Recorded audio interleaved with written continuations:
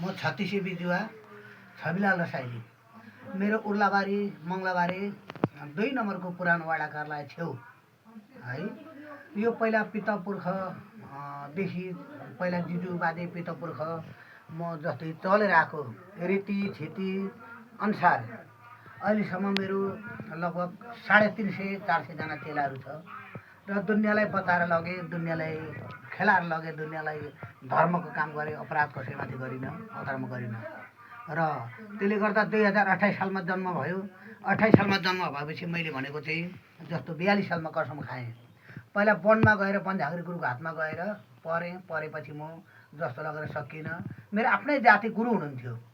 गुरुले पनि मलाई जस्तो यति एरिया मात्रै चल, त्यहाँदेखि चाहिँ नचल भनेर चाहिँ मेरो आफ्नै जाति गुरुले त भन्ने गर्दाखेरि म एउटा ठुलो 84 वर्षको मेरो वृद्ध बुवा भेटाएँ।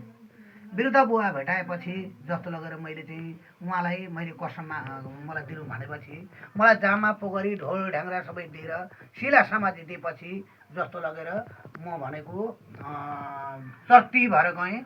बौला फाटा यस्ता सबै भोपाले नसकेको कामहरू पनि मैले चाहिँ मेरो चेलाहरू उताएर मैले बचाएँ। मेरो चेला अझै छँदैछन्। अनि 22-25 वर्ष भयो निकालेको चेलाहरू जस्तो लगेर चाहिँ मैले 44 सालदेखि चेलाहरू निकाल्दै गएँ। र त्यसले गर्दा यो कहिले यस्तो काम परेको थिएन। म यसपाल यहाँदेखि चिन्तापाटना भनेर उता गएँ। आफ्नो मान्छेले मलाई लानुभयो। उहाँका धामीले सबैले कुटे खाएपछि जस्तो लगेर चाहिँ तिनै बिरामीहरूले चाहिँ अब कुट्नु भयो। तर अब त्यो बिना काममा है अब जस्तो लगेर बौला आएपछि केही लाग्दैन। अनि बौला र धतु लाएपछि एकदम त्यहाँका धामी धमन्तरले नसकेपछि अर्जुन धारा 7 मा मिल डाँडादेखि माथि भाङबारी भनेर मेरो दिदी बिराजु हुनुहुन्थ्यो मित।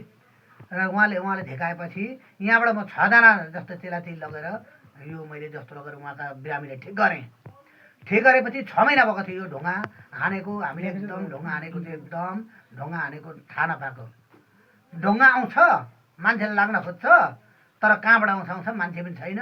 रुखबाट रुखबाट हाने भनेर रुखमा पनि गएर हेर्छन् आपको रुखतिर, त्यहाँबाट पनि भेट्दैन मान्छे। घर वरिपरिबाट सबै हेर्छन्, ढुङ्गा अगाडि बजेर आउँछ।